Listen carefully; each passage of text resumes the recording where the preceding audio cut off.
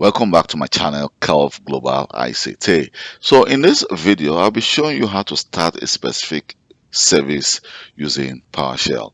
So if I go to my start menu and I enter the following services.msc, here you can see we have all the different service running on this device. So the service is actually running while some of the service is being triggered by a specific installation of a software or triggered by an activity you try to do on your device. But do you know that all these services actually can be monitored or restart or stop using PowerShell script?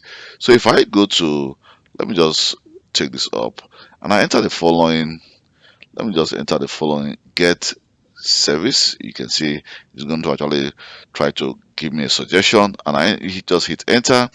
You can see all the different services which are actually running on this device. Some are stopped, some are actually running. So right now, if for example, let me clear the screen.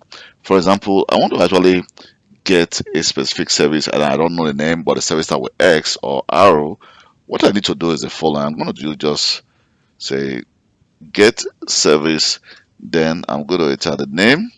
For example, I want to say show me all the services that start with arrow. You can see all the services that start with arrow, or we can actually do the same thing for X. Just enter S, and here you can see all the different services that start with S. So if for example here we have this Spooler service which controls printing of documents. So if I do the following, let me clear the screen as well, to get service, and then I enter the service. Let me just say get service, then Spooler.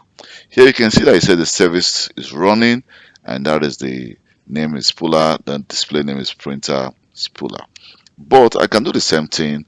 I can say stop service, and then Spooler, and then when we try to get the service again, you can see it has been stopped. But we can also restart the service as well, and just hit enter.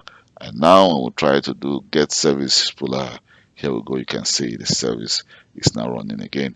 So with this method, you can actually start a specific service or try to check if the service is running, or just stop the service using PowerShell. This can also be done for a remote device. What you need to do is to go to file, and here we can do a new remote PowerShell, and then log onto that device and stop the service of that device.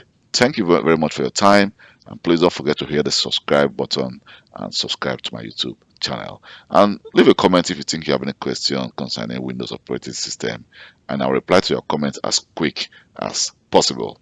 Thank you very much, and goodbye.